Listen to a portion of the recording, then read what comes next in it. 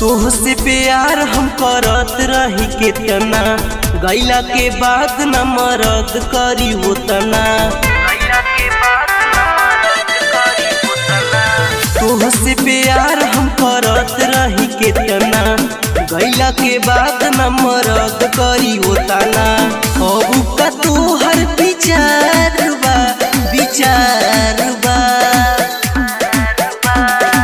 रही कुमार तो संभरला यार हो, शादी के बाद मोर भतार बा।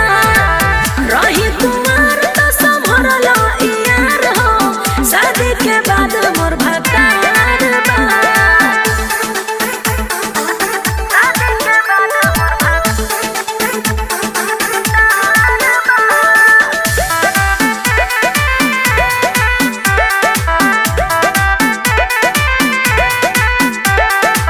हमारा इरादा पर फेर देलू पानी, पूरा होई ना इच्छा जैसे हम चहले बानी।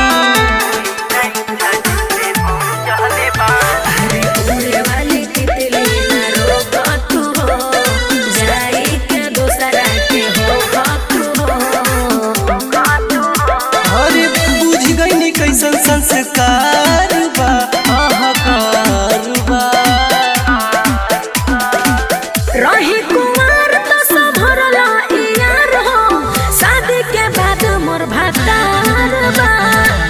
रही कुमार तो संभरला यार हो, शादी के बाद मोर भतार बा। शादी के बाद मोर भतार बा।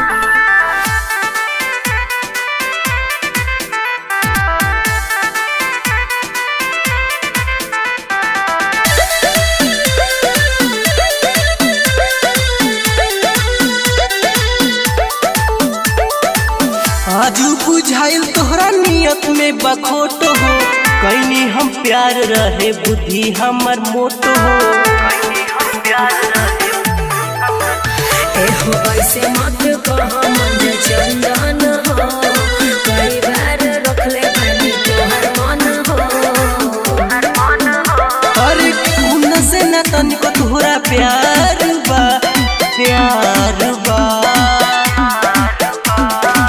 रही कुमार तो संभरला यार हो, शादी के बाद मोर भतार बा। रही कुमार तो संभरला